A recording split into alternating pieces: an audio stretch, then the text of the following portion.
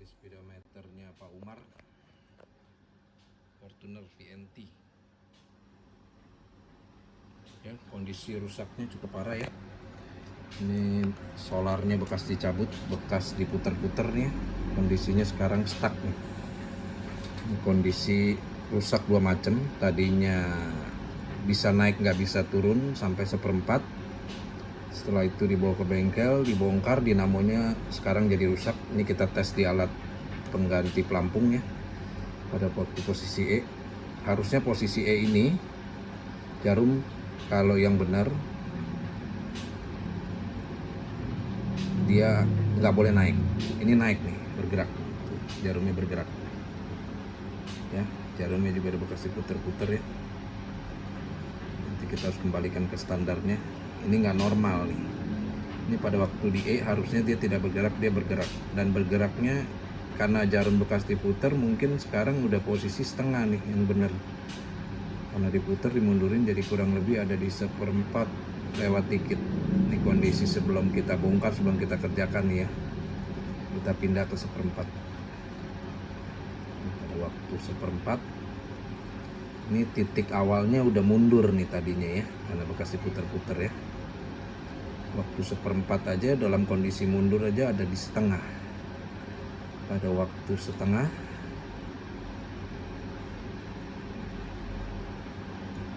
dia naik juga,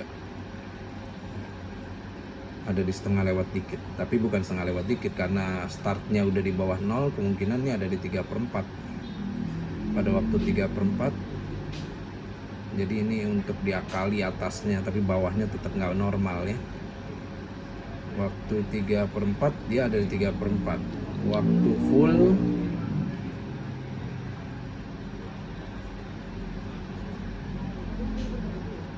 dia nggak sampai full, ada di 3/4 juga. Jadi ke atasnya nggak normal karena ditekan ke bawah, diturunin ya.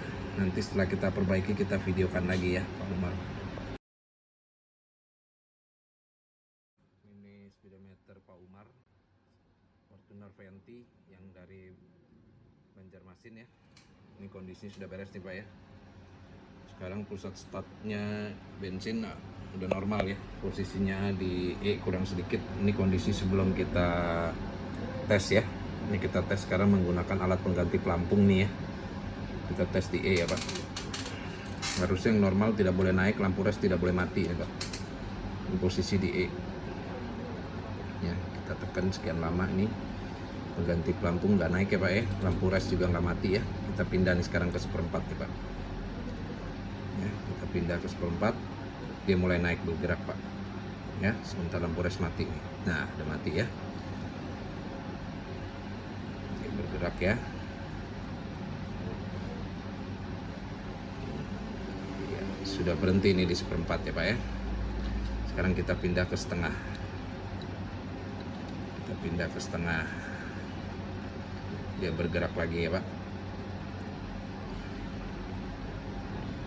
Posisi ya sudah berhenti ya di setengah ya Pak.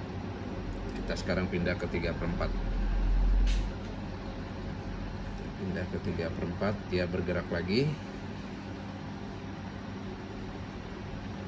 ya, dia berhenti di 3/4 ya Pak. Ini sekarang kita pindah ke full.